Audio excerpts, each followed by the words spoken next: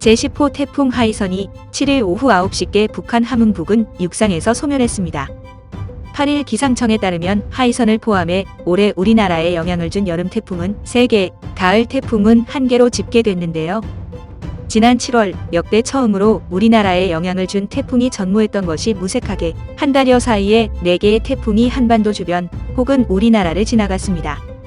앞으로 가을 태풍이 한두 개 정도 더 올 가능성이 제기되나 아직 태풍 발생 기미가 보이지 않아 다음 태풍은 다소 시일을 두고 나타날 수 있다고 하는데요. 최근 우리나라에 영향을 미친 태풍의 동향을 보면 발생 간격은 점점 좁아지고 태풍의 강도는 강해지는 추세를 보이고 있습니다.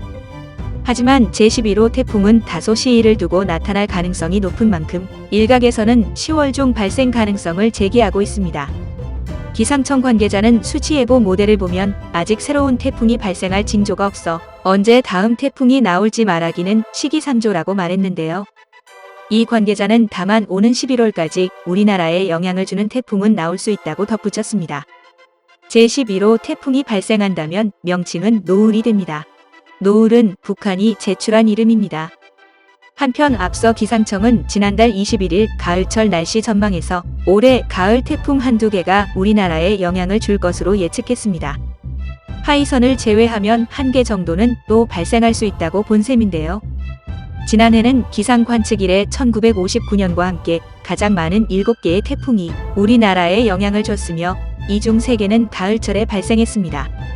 이런 가운데 기상청은 마이삭에 이어 하이선도 미국이나 일본보다 정확하게 경로를 예측하며 체면을 세웠습니다.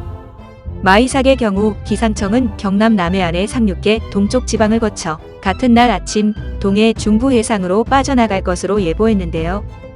이와 달리 미국 태풍 경보센터는 여수와 남해 사이로 들어와 우리나라를 관통할 것으로 전망했고, 일본 기상청은 전남과 경남 사이 남해안으로 상륙해 동해안으로 빠져나가겠다고 분석했습니다.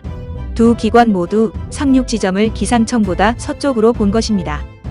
하지만 마이삭은 기상청의 예측과 가장 가까운 부산 남서쪽 해안에 상륙해 동쪽 지방을 거쳐 지나갔습니다. 하이선의 경우도 기상청은 동해안을 스치듯 지나갈 것으로 봤고, 미국과 일본은 부산에 상륙하겠다고 예측했습니다. 실제로 하이선은 울산 해안에 상륙해 3곳의 전망이 모두 엇나간 셈이 됐지만 전체적인 경로로 보면 기상청의 분석이 가장 정확했습니다.